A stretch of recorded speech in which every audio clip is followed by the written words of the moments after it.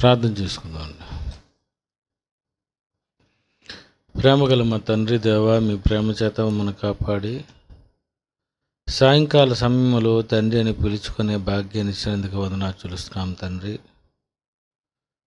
మీకోసం ఏం చేయాలో, మా కోసం మీరు ఏం చేశారో అన్నీ మీరు ఈ గ్రంథములో రాశారు. మీరు చెప్పు మాటల ప్రకారం మేము ఈ లోకంలో చెయ్యాలి, మీ మాట వినాలి. మీరు రాసిన మాటలను మేము పరిశీలించి బైబిల్లో ఉన్నటువంటి సందర్భాలన్నిటినీ అర్థం చేసుకొని గైకొనగలిగేటట్లు సహాయం చేయండి. యేసుక్రీస్తు పేరటి ప్రార్థనకు సమర్పిస్తున్నాము తండ్రి, ఆమేన్. ప్రియమైన దేవుని పిల్లారా, ఈరోజు ఒక మంచి అంశం గురించి మనం ఆలోచిద్దాం. తండ్రి అయినటువంటి దేవుడు మహాలోకమైనటువంటి పరలోకములో ఉన్న దేవుడు, యేసుక్రీస్తుని పరిశుద్ధాత్మ దేవుణ్ణి కలిగిన దేవుడు, ఆ మహాలోకమైనటువంటి పరలోకములో దేవుడు ఉన్నప్పుడు దేవుడు కోటాను కోట్లు దేవదూతల్ని దేవుడు కలిగించుకొని వాళ్లను సేవకులుగా దేవుడు చేసుకొని సేవకులను సేవలు అందించటం కొరకు దేవుని ఆజ్ఞలు నెరవేర్చటం, దేవుడు చెప్పినటువంటి పనులను అవి చేయటం. అదే కాకుండా దేవుడు ఆ మహాలోకమైనటువంటి పరలోకంలో దేవుణ్ణి స్తుతించటం కోసం, దేవునిని మహిమపరచటం కోసం దేవుడు పరలోకంలో కోటాను కోట్ల మంది దేవదూతలను కలిగించాడు. కలిగించినటువంటి ఈ కోటాను కోట్ల మంది దేవదూతలు ఏం చేస్తున్నారు, ఏం చేసేవారు అని మనం ఆలోచించగలిగితే దేవునిని స్తుతిస్తూ, మహిమపరుస్తూ, కీర్తిస్తూ, గాన ప్రతిగానాలు చేస్తూ అవి ఆ మహాలోకంలో దేవుని యొక్క గొప్పతనాన్ని అవి చాటిస్తూ, అవసరమైతే దేవదూతలు మరి దేవుని సంగీతముతో, పిల్లన గ్రోవులతో, బూరలతో, పెద్ద పెద్ద శబ్దాలతో దేవుణ్ణి పరలోకంలో అవి స్తుతిస్తూ ఉంటాయి. ప్రకటన గ్రంథం 19వ అధ్యాయము 1వ వచనము మనం చూసినట్లయితే, అటు తరువాత బహుజనుల శబ్దము వంటి గొప్ప స్వరము పరలోకమందు ఇలాగు చెప్పగా వింటిని, ప్రభువును స్తుతించుడి, హల్లెలూయా. ప్రభువును స్తుతించుడి, రక్షణ, మహిమ, ప్రభావం మన దేవునికే చెల్లును. ఆయన తీర్పులు సత్యములను న్యాయములనై ఉన్నవి. తన వ్యభిచారముతో భూలోకమందు చెరిపిన గొప్ప వేశ్యకు ఆయన తీర్పు తీర్చి తన దాసుల రక్తమును బట్టి దానికి ప్రతిదండన చేశాను. మరి రెండవసారి వారు ప్రభును స్తుతించుడి అనిరి. ఆ పట్టణపు పొగ యుగయుగములు పైకి లేచిచున్నది. అప్పుడు 24 పెద్దలను 4 జీవులను సాగిలపడి ఆమెన్, ప్రభువును స్తుతించుడి అని చెప్పుచు సింహాసనాసీనుడగు దేవునికి నమస్కారం చేసిరి.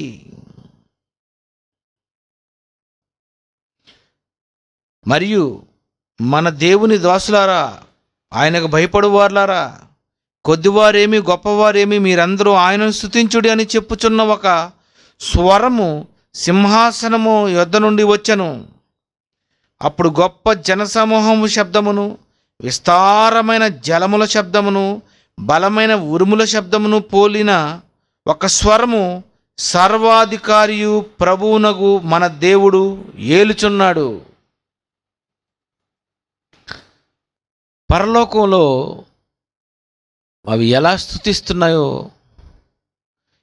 స్తుతించడం అంటే స్తుతి స్తుతి స్తుతి స్తుతి అని ఆ స్తుతి కాదు, అది భూలోకంలో క్రైస్తవులు, నామకార్థ క్రైస్తవులు చేస్తున్నటువంటి స్తుతి కాదు, అది స్తుతి. స్తుతి స్తుతి స్తుతి స్తుతి స్తుతి అంటున్నాయి అవి.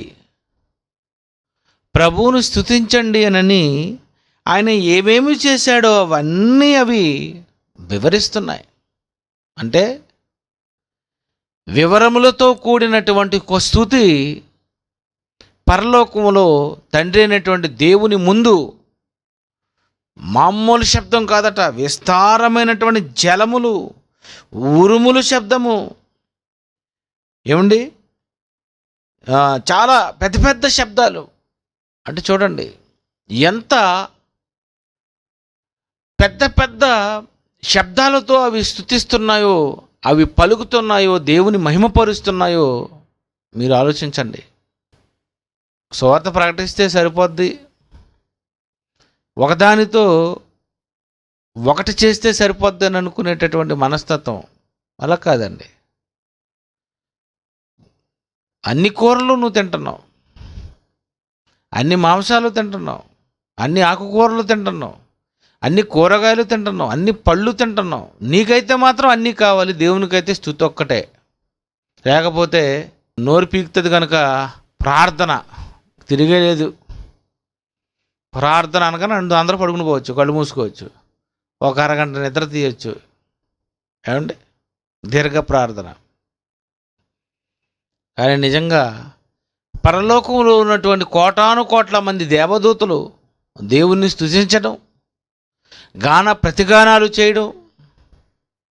ఇంకా పరలోకం గురించి మనం ఆలోచిస్తే మరి 6వ అధ్యాయము యెషయా గ్రంథం 1వ వచనం నుండి 5వ వచనాలు చూద్దాం ఒకసారి. రాజైన ఉజ్జియా మృతునందిన సంవత్సరమున అత్యున్నతమైన సింహాసనమునందు ప్రభు ఆసీనుడై ఉండగా నేను చూచితిని. దేవుడు సింహాసనం మీద ఉన్నాడట. ఆయన చొక్కాయు అంచులు దేవాలయమును నిండుకొనెను. చొక్కాయి అంచులు దేవాలయము నిండుకొనెను.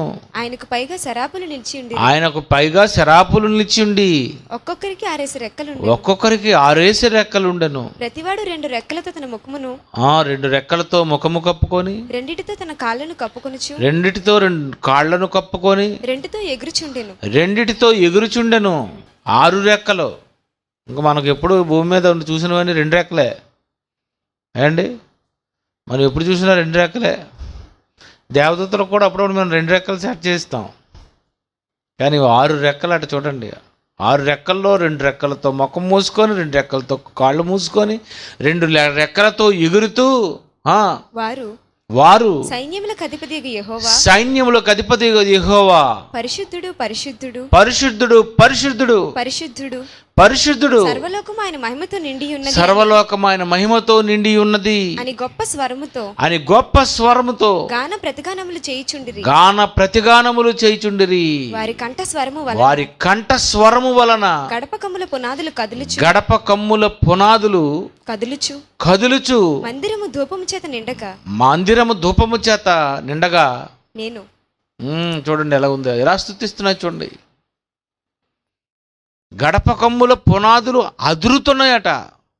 అంటే దేవుణ్ణి పరలోకములో ఉన్నటువంటి కోటాను కోట్ల దేవదూతలు స్తుతిస్తూ, దేవుడు చేసినటువంటి కార్యాలు అవి వివరిస్తూ, ఆయన ఏం చేశాడో, ఆయన దేనికి పాత్రుడో, ఆయన ఎంత గొప్పవాడో, ఆయన పరిశుద్ధుడు, పరిశుద్ధుడు, పరిశుద్ధుడు.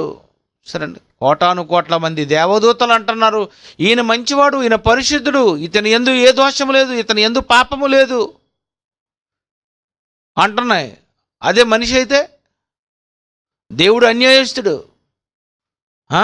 దేవుడు మంచోడు కాదు, దేవుడు నా కొడుకు తీసుకెళ్ళిపోయాడు, దేవుడు పక్షపాతి. చూసావు నువ్వు? నీ వాగుడిలాగా ఉంది. పరలోకంలో దేవదూతలు,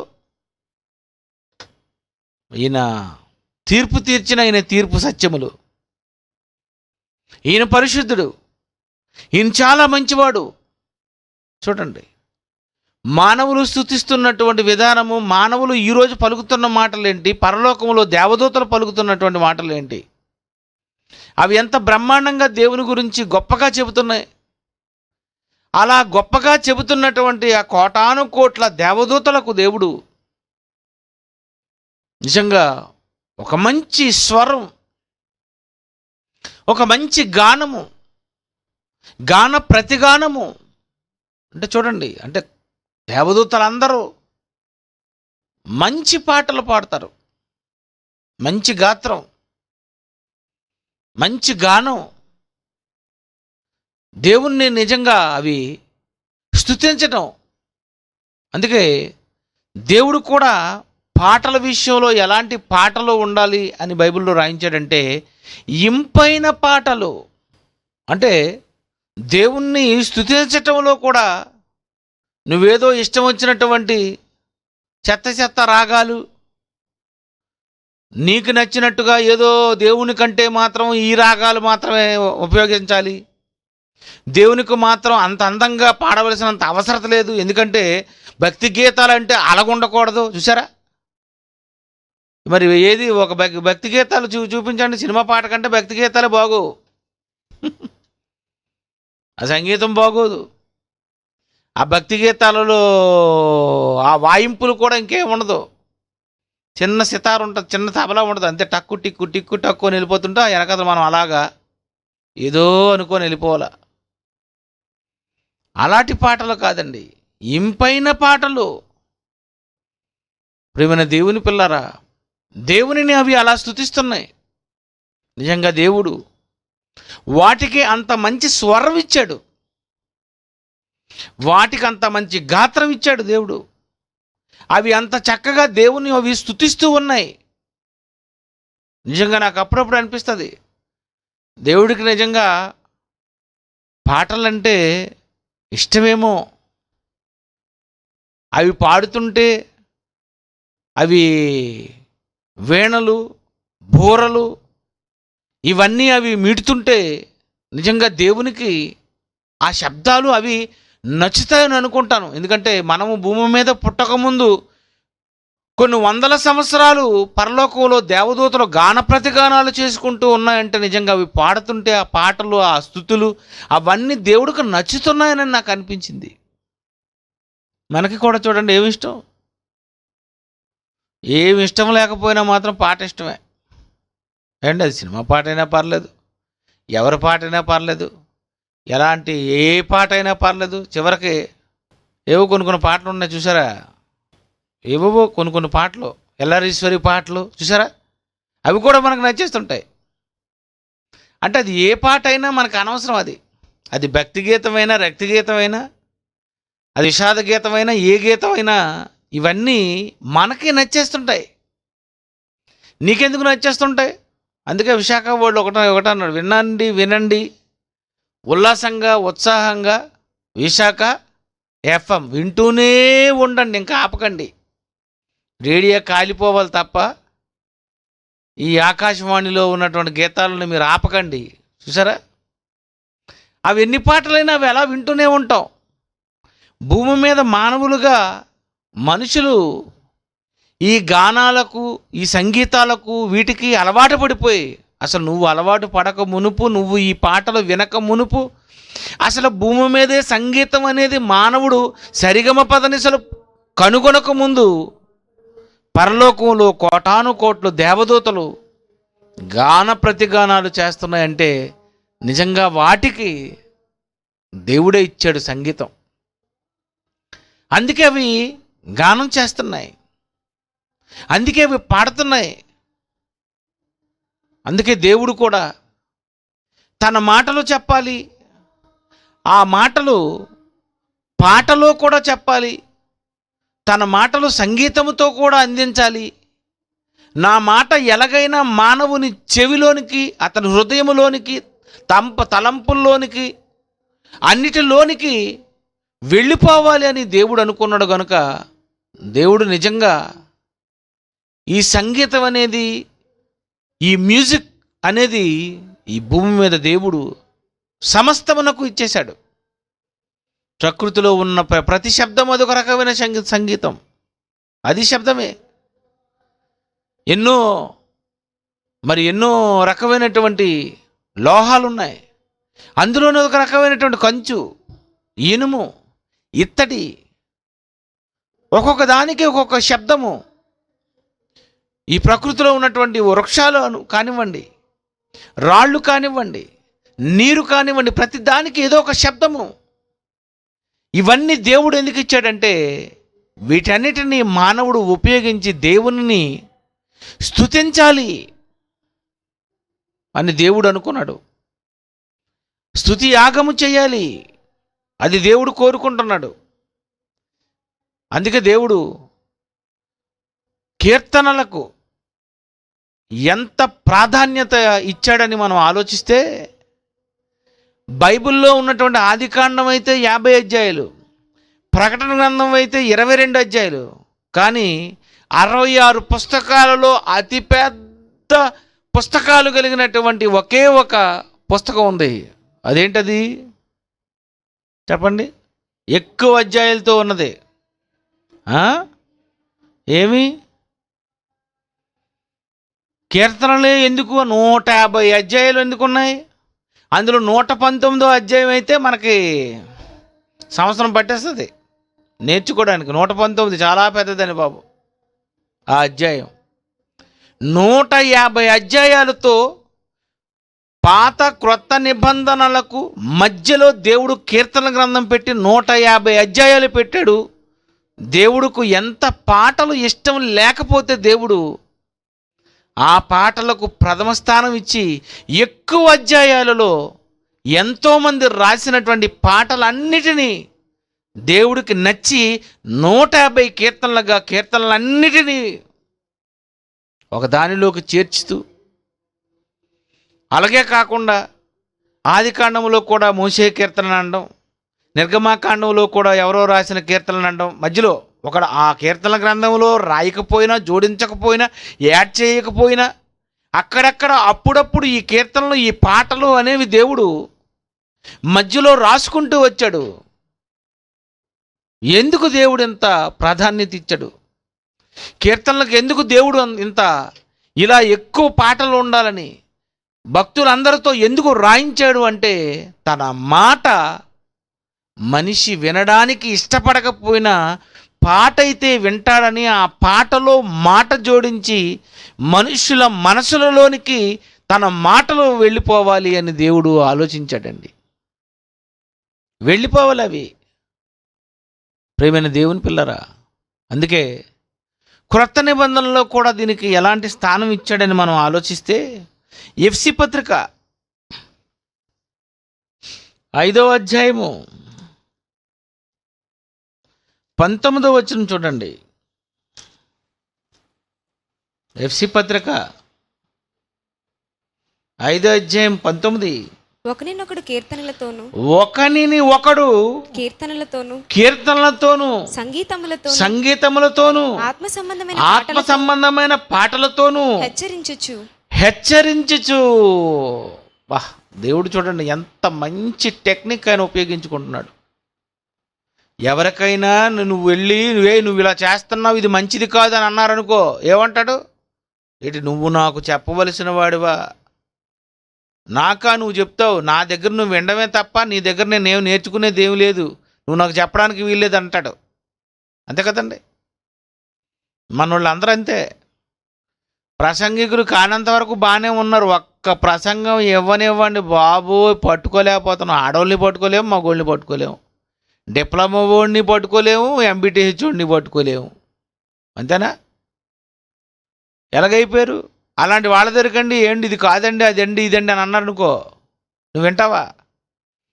అలా వినరని తెలిసి దేవుడు ఎంత చక్కగా ఆయన అంటున్నాడంటే, ఒకనికి ఒకడు కీర్తనలతోనూ సంగీతముతోనూ ఆత్మ సంబంధమైన పాటలతోనూ హెచ్చరించుచు, అంటే పాటతోని మెల్లిగా చెప్పు. ఎంత బాగా చెప్పమన్నారు చూడండి.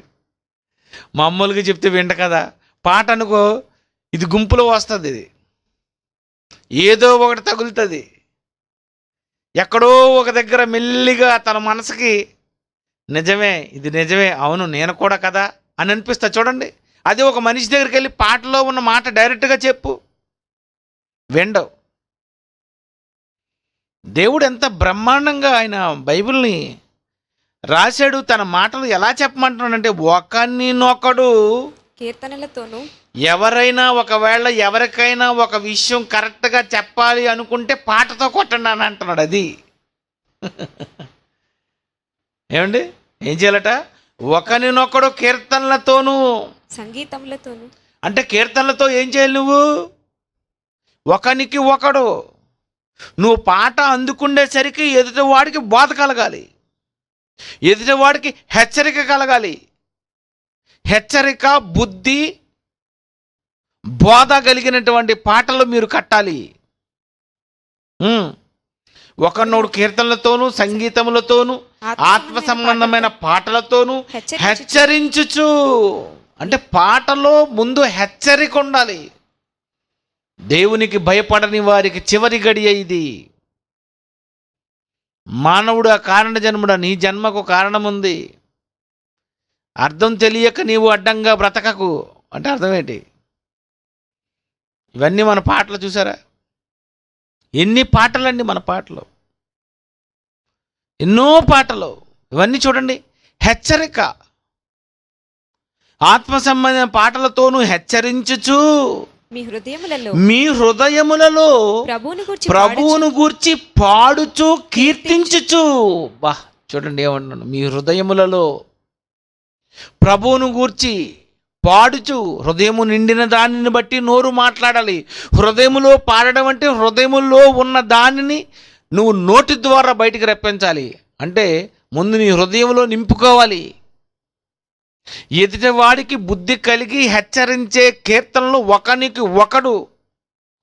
బుద్ధి చెప్పుకోండి. మీరు బుద్ధి చెప్పుకునే పాటలు ఎవరు రాస్తారు? బుద్ధి చెప్పుకునే మాటలు ఎవరు రాస్తారు? బుద్ధి చెప్పేటటువంటి పాట ఎవరు కడతారు? ఆ పాటకు సంగీతం ఎవరు ఎలా కడతారు? అది కూడా అవతల వాడు వినేటట్లుగా ఎవరు చేస్తారు? ఇదంతా దేవుడు నిజంగా క్రైస్తవులైనటువంటి మనకు చెప్పాడు. పాటలు అనేవి అసలు దేవునికే పాడాలి, సినిమాలకు కాదు. సినిమాకి ఏదో లోకంలో ఏదో నాటకాలకు దేనికో కాదు. అసలు పాట అన్నది ఒకవేళ ఉంటే అది దేవుడికి మాత్రమే వెళ్ళాలి, అంతే. పాటలు దేవునికే నువ్వు పాట పాడాలి. పాట దేవుని కోసం ఇచ్చాడు, సంగీతం దేవుని కోసం ఇచ్చాడు, కీర్తనలు దేవుని కోసం ఇచ్చాడు. కానీ ఇవన్నీ లోకంలో సినిమాలకు ఉపయోగించేసుకున్నారు వీళ్ళందరూ. అవి చేసిన పొరపాటు అది. కీర్తించుచు, ప్రభువును గూర్చి పాడుచు, కీర్తించుచు మన ప్రభువైన యేసుక్రీస్తు పేరట సమస్తమును గూర్చి తండ్రి అయిన దేవునికి ఎల్లప్పుడూ కృతజ్ఞతాస్తుతులు చెల్లించుచు క్రీస్తునందలి భయముతో ఒకనికొకడు లోబడి ఉండుడి. చూడండి, నీ పాటలలో ఎదుటివాడు లోబడాలి, నీ పాటలలో ఎదుటివాడికి హెచ్చరిక కలగాలి, నీ పాటలలో ఎదుటివాడికి బోధ కలగాలి, బుద్ధి కలగాలి. అలాంటి పాటలు రాయండి, అలాంటి పాటలు పాడండి, అలాంటి కీర్తనలు పాడండి. ఇదండి దేవుడు అన్నది. ఇలాంటి పాటలు ఎక్కడున్నాయి చెప్పండి? ఇలాంటి పాటలు ఎవరు రాశారు చెప్పండి? ఇలాంటి పాటలకు ఇలాంటి మంచి సంగీతం ఎవరు అందించారు చెప్పండి?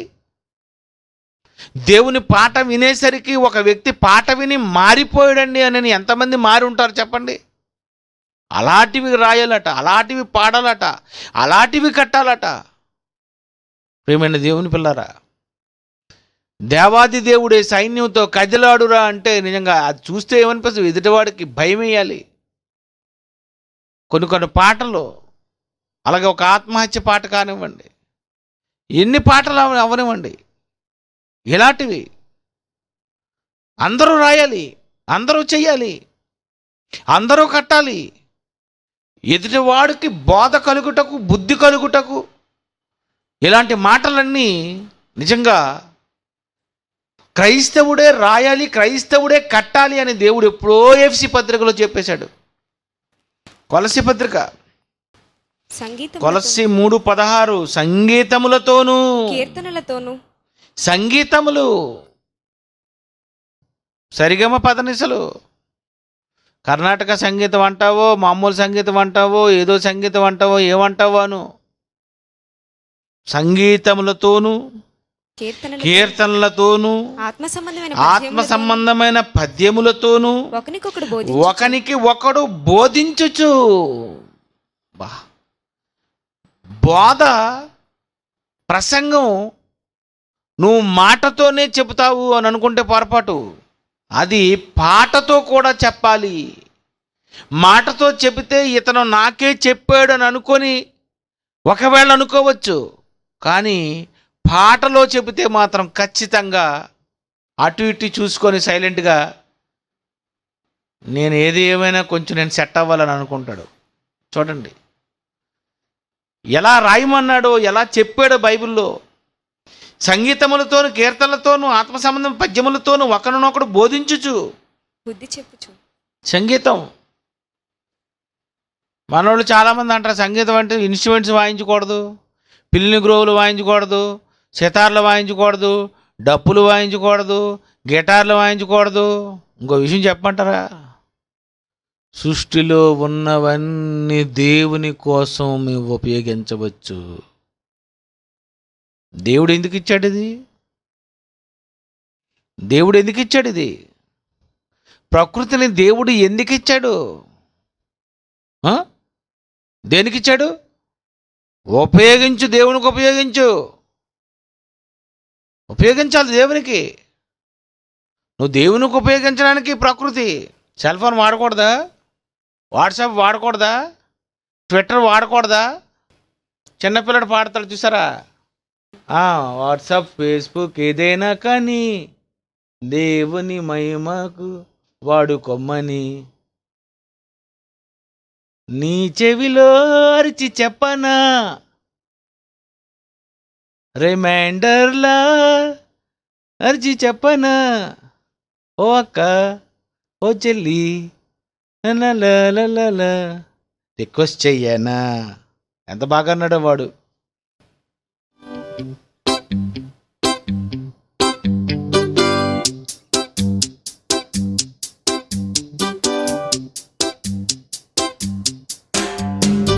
ఫేస్బుక్, యూట్యూబ్ ఏదైనా కానీ నీ ఆత్మకు మేలుకై వాడుకోమని.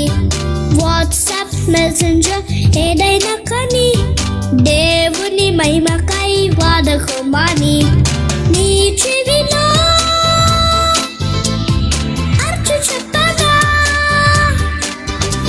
రిమైండర్లా గుర్తు చేయనా, ఓ అన్నా, ఓ అక్క, ఓ తమ్మి, ఓ చెల్లి అంటూ రిక్వెస్ట్ చేయనా. యేసయ్యా ప్రేమను మెన్షన్ ఏమీ లేదంటూ చాటి చెప్పాలా.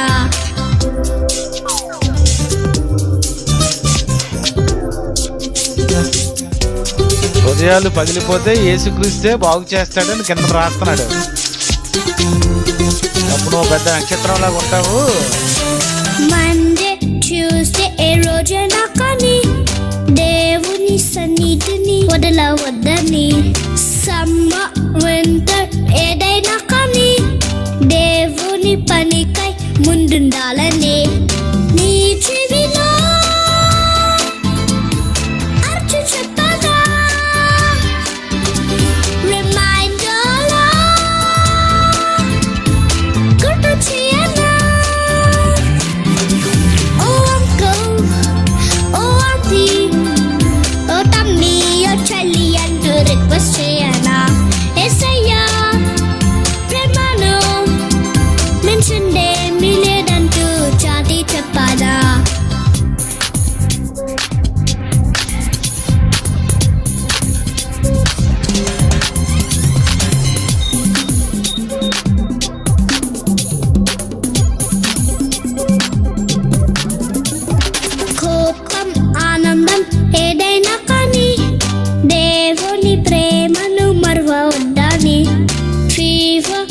and cold ఏదైనా కానీ దేవుని స్తుతించడం మానవద్దని నీ చెవిలో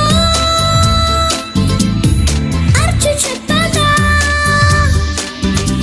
రిమైండర్ గుర్తు చేయనా ఓ అన్నా ఓ అక్క ఓ తమ్మి ఓ చెల్లి అంటూ రిక్వెస్ట్ చేయనా యేసయ్యా ప్రేమను మెన్షన్డేమీ లేదంటూ చాటి చాలేరా. చెప్పానా ఇదేంటిది? బుద్ధి, బోధ, హెచ్చరిక ఏమున్నాయండి అందులోని? చిన్న పిల్లడండి, జీవితంలో మొదటిసారిగా మంచి పాట అది.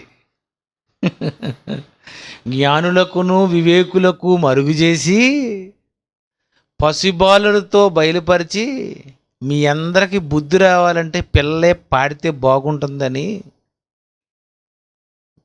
ఫేస్బుక్ మెసెంజర్ ఏదైనా కానీ దేవుని మహిమకు వాడుకోమని, గిటారు కీబోర్డు ఏదైనా కానీ తబలా అయినా దేవుని మాటలకు వాడుకోమని నీ చెవిలో అరిచి చెప్పనా? ఏమండి, దేవుడు సృష్టిని దేనికి ఇచ్చాడు? కుర్చీ వాడుకోకూడదు, టేప్ రికార్డర్ వాడుకోకూడదు, కెమెరా వాడుకోకూడదు, మరి కంప్యూటర్ వాడుకోకూడదు, ఏమీ వాడుకోకూడదు. మరి ఏం చేయాలి? నేల మీద పడుకో, దుప్పట్లు అవి లేకుండా, బట్టలు కూడా వేసుకోకుండా. నీ చెవిలో అరిచి చెప్పనా అని అప్పుడు దోమ తిరుగుతుంటుంది. బట్టలు వేసుకోరా, కప్పుకోరా బాబు కుట్టేస్తాననేసి. సృష్టిలో ఉన్నవన్నీ దేవునికివి, దేవుడు ఇచ్చినవి, దేవుని పని కోసం పుట్టినవి, దేవుని కొరకు ఉపయోగించడానికి అవి. ప్రకృతిలో ఉన్నది ఏదైనా దేవుని మహిమార్థమై, దేవుని స్తుతించటం కోసం. ఆకాశము స్తుతించు, ఆవిరి స్తుతించు, హిమము స్తుతి, ప్రకృతిలో ప్రతి పదార్థము స్తుతి. ఈ ప్రకృతే దేవుని స్తుతించడం కోసం ఉపయోగపడుతున్నప్పుడు ఆ ప్రకృతిని నీవు దేవుని మాటలకు జోడించి ఎదుటివాడు ఇంపైనటువంటి పాటగా వినిపించడానికి నువ్వు వాడుకోవాలా వద్దా?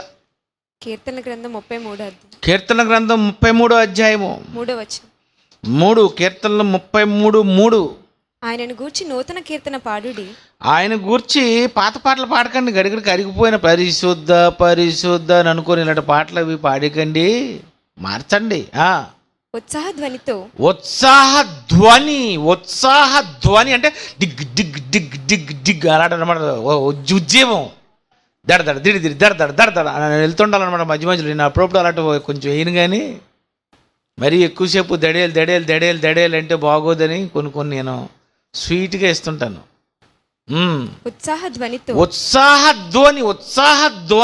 అంటే నువ్వు ఏదైనా పాట అవుతున్నావు చూడు, ఆటోమేటిక్గా కాలు ఇలగెలగా అంటుంటావు, బుర్ర ఇలగెలగా అంటుంటావు, నువ్వు కారు ఇలాగెలగ ఊపేస్తుంటావు, చెయ్యి ఇలగెలగా అంటుంటావు, వేలు ఇలగెలగెలగా కొట్టేస్తుంటావు. ఎందుకు కొట్టేస్తున్నావు? ఉత్సాహధ్వని. అంతేగాని అంటే ఎలాగుంటుంది నీకు? చిరాకు వచ్చేది. ఎవరైనా చచ్చిపోయారు అనుకోండి, చచ్చిపోగానే సావు పాట. అదా దేవుని దగ్గరికి తన పిల్లలు వెళ్తున్నారంటే ఆనందం అది. మరణమే మనిషి కోసం ఎదురు చూస్తుందిలే. ఎలా ఉంది?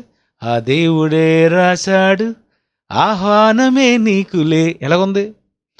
మరణమే మనిషికి, అదా ఏటో అది. అలా కట్టాను అనుకోండి నేను, ఇదేంటండి సినిమా పాటలాగా ఉండడం కాదురా, ఒరే కొత్త కీర్తన. నూతన పాటలు అలాగే ఉంటాయి. ఈసారి చూడండి, 12, 13 పాటలు వస్తున్నాయి. ఒక్కొక్క దానికి 1,000,000 మార్కులు ఎవడైనా వేయవలసిందే. నేను ఆల్రెడీ మార్కులు వేసాను అన్నిటికీ. పాటకు 1,00,000, పాటకు 1,00,000 రూపాయలు మార్కులు. విచిత్రం ఏంటంటే ఈ పాటలకు చాలామంది డబ్బులు ఇచ్చారు. వాళ్ళందరూ చాలా అదృష్టవంతులు. ఎందుకంటే వాళ్ళకు అందులో కొన్ని మాటలు వచ్చేస్తాయి. చాలా అదృష్టవంతులండి. ఇచ్చిన వాళ్ళు అందరూ ఏమైపోతారంటే, బా అదృష్టం రా బాబు, నాకు గొప్ప ఛాన్స్ వచ్చిందంటారు. అలాంటివి ఎంత విన్నా చిరాకు లేదు, అంత బాగున్నాయి. ప్రియమైన దేవుని పిల్లారా, ప్రకృతి దేవుడిచ్చాడు, అదేం చేయాలి? దేవుని సేవకు వాడుకోమని, దేవుని పని కోసం వాడుకోవడానికి. ఒక కెమెరా దేవుని పనికి, ఇన్స్ట్రుమెంట్స్ దేవుని పనికి, దేవుని మాట వినిపించడానికి అందముగా దానిని ఉపయోగించుకోవాలి తప్ప ఉపయోగపడని ఒక పిచ్చి సంగీతము నువ్వు వాయించకూడదు. పిచ్చి పాటలు పాడకూడదు. మళ్ళీ పాటలు పాడొచ్చు, అవి పిచ్చి పాటలు అయి ఉండకూడదు. ఒక పాట పాడితే ఆ పాటల్లో ఉన్నటువంటి అది దేవుని మహిమార్థమై ఉండాలి. రెండు, నీకు బుద్ధి కలగాలి, నీకు బోధ కలగాలి, నీకు హెచ్చరిక కలగాలి. అలాంటి కీర్తనలు, అలాంటి పాటలు పాడాలి. దేవుని పిల్లారా, నిజంగా ఎన్నో సంవత్సరాలుగా నేను ఎన్నో పాటలు చాలా చేస్తూ ఉన్నాను. కానీ ఎందుకో మరి మా పాటలు ఉపయోగించుకొని ఎన్నో సంఘాలలో వేస్తున్నటువంటి మా ప్రిన్సిపాల్స్ కానీ, మా డిప్యూటీ డైరెక్టర్లు కానీ, ఇంకా చాలామంది కానీ, లెక్చరర్స్ కానీ, ఫిలిప్పీ పత్రిక 4వ అధ్యాయము పౌలు గారు ఏమంటున్నారో జాన్సన్ విక్టర్ అదే అంటున్నాడు, చదువుకోండి మెల్లిగా. ఫిలిప్పీ పత్రిక 4వ అధ్యాయం 10వ వచనం, నన్ను గూర్చి మీరెన్నాళ్లకు మరలా యోచన చేయసాగితురని ప్రభువునందు మిక్కిలి సంతోషించితిని. అబ్బా, అంటే నిజమైన దేవుని సేవకుడు గురించి ఎవ్వడో ఆలోచించడు, నిజమైన పాటల గురించి ఎవ్వడో ఆలోచించడు. నిజమైన మాటలు ఎక్కడైతే దేనికి ఉపయోగపడుతుందో, ఏది దేని వలనైతే ఎక్కడ మనం సువార్తకు కానీ ఒక సభలకు కానీ అది ఉపయోగపడుతుందో అలాంటి వాటికి ఎవరు యోచన చేయరండి. పౌలు గారంతటా ఆయనే అంటున్నాడు, నన్ను గూర్చి మీరిన్నాళ్లకు మరలా యోచన చేసిరని ప్రభువునందు మిక్కిలి సంతోషించితని. ఇన్నాళ్ళక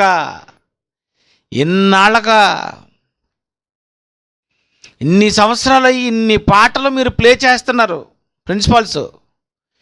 ఏ రోజైనా ఒక 1000 రూపాయలు కానీ ఒక 5000 కానీ నాకు పంపించారా అడుగుతున్నాను. ఎందుకంటే ఈసారి 13 పాటలు 12 పాటలు ఉన్నాయి. ఇవి పాడించడానికి వెనకాతల సంగీతం చేయడానికి లక్షల ఖర్చు అయిపోతుంది. ఇప్పుడు చాలాను పెద్ద పెద్ద సింగర్స్తోని, అంటే 2020 అని ఏదో చెయ్యాలని చాలా పెద్ద ప్రయోగంలో ఉన్నాం. కనుక ప్రతి ప్రిన్సిపాల్, మీరు ఎన్నోసార్లు సువార్తకు వేసుకున్నది మా పాటలే, మన పాటలే, నా పాటే పోనీ అలాగనుకోండి. కనుక ప్రిన్సిపాల్ ఖచ్చితంగా 5000 రూపాయలు నేను ఒక అకౌంట్ ఇస్తాను, ఆ అకౌంట్కు పంపించవలసిందిగా కోరి ప్రార్థిస్తున్నాను ఖచ్చితంగా. ఎందుకంటే సీడీ ఒకటి కొనరు మీరు. పోనీ దాని గురించి ఏ సహాయ సహకారాలు ఏమి లేదు. పేదవాళ్ళకి దుప్పట్లు ఇచ్చాము, అడుక్కున్నోళ్ళకి చెంబులు ఇచ్చాము. నా గురించి ఎప్పుడైనా మీరు యోచించారా? ఎప్పుడైనా నా గురించి మీరు యోచించారా? అందరిని అడుగుతున్నాను. మీది నవ్వు మొఖం అండి, బాగా పలకరిస్తారు, అది మాత్రం బాగుంది. ఆ తర్వాత ఏం ఆలోచించావు? దేవుడు నిజంగా ఆయనకి పాటలన్నా, ఆయనకి సంగీతం అన్నా, కీర్తనలన్నా ఇవన్నీ దేవుని సంకల్పములో, దేవుని పాటలో ఇది ఒక భాగం. ఇదంతా మనం ఈ లోకానికి మనం అందించాలి. ఇలాంటి విషయాలలో అందరూ సపోర్ట్ చేయాలి. ఇలాంటి విషయాలలో మనం నిజంగా లోకానికి ఇంకా మంచి మంచి మాటలు చెప్పాలి. ఎదుటివాడికి బుద్ధి కలగాలి, బోధ కలగాలి, మారు మనసే కలగాలి. అలాంటి పాటలు నిజంగా మనం పాడగలిగితే నిజంగా దేవుడు దేవదూతలతోనే పాటలు ఆపేయలేదు. సంఘములో కూడా మనకు కూడా మంచి కీర్తనలు పాడండి, ఆత్మ సంబంధమైన పాటలు పాడండి, మంచి పద్యములు రాయండి, నన్ను స్తుతించండి, మహిమపరచండి, హృదయము నిండా మీరు గానం చేయండి అని దేవుడు అన్నాడు. ఇంపైన పాటలు పాడండి అన్నాడు. కనుక ఇవన్నీ మనం చెయ్యాలి. ఇవన్నీ దేవుని కార్యక్రమంలో, దేవుని సంకల్పములో, ఆయన ఆలోచనలో ఒక భాగం అని మీకు తెలియజేస్తున్నాను. కళ్ళు మూసుకోండి. ప్రేమగల మా తండ్రి, పాటలతో, మాటలతో, కీర్తనలతో ఒకరికొకడు బుద్ధి చెప్పుకోండి. నిజంగా మనిషి ఒకవేళ డైరెక్ట్గా వెళ్ళి చెబితే వినడని, ఇలాగైతే వింటాడు అని, ఇలాగైతే ఆలోచిస్తాడని, సంగీతానికి మానవుడు ఇష్టపడిపోతాడు కనుక మాటైనా పెడచెవిని పెడతాడేమో కానీ ఆ మ్యూజిక్ అయితే ప్రతి మనిషి చెవి వినడానికే ఇష్టపడుతుంది కనుక నిజంగా ఈ మాటలు, మీ మాటలు మరి మంచి పాటల ద్వారా అందించాలని మీరు ఆశపడ్డారు. మరి జయశాలి గారు ఎన్నో సంగతులు, ఎన్నో సబ్జెక్ట్స్ ఇవన్నీ చెప్పారు. చెప్పిన దానిని ఎలాగా రాయాలి అని మీరు జ్ఞానం ఇచ్చి ఇవన్నీ జరిపించుకుంటున్నారు. నాకంటే ముందు వీటన్నిటినీ పోగు చేయుటకు ఈ సంగీతము, ఈ ఇన్స్ట్రుమెంట్స్ అన్నిటినీ మరి తయారు చేయడానికి ఎంతోమంది పాపాత్ములు మీరు నిర్ణయించారు. వాళ్ళు పోగు చేస్తారు, వాటిని మేము ఉపయోగించుకొని మీ మహిమార్థమే ఉపయోగించుకోవాలి. అదే ఈ విషయంలో మీ పిల్లలకు కూడా పాలిభాగస్తులు కాగలిగేటట్లు సహాయం చేయమని యేసుక్రీస్తు పేరట ఈ ప్రార్థనకు సమర్పిస్తున్నాము తండ్రి. ఆమేన్.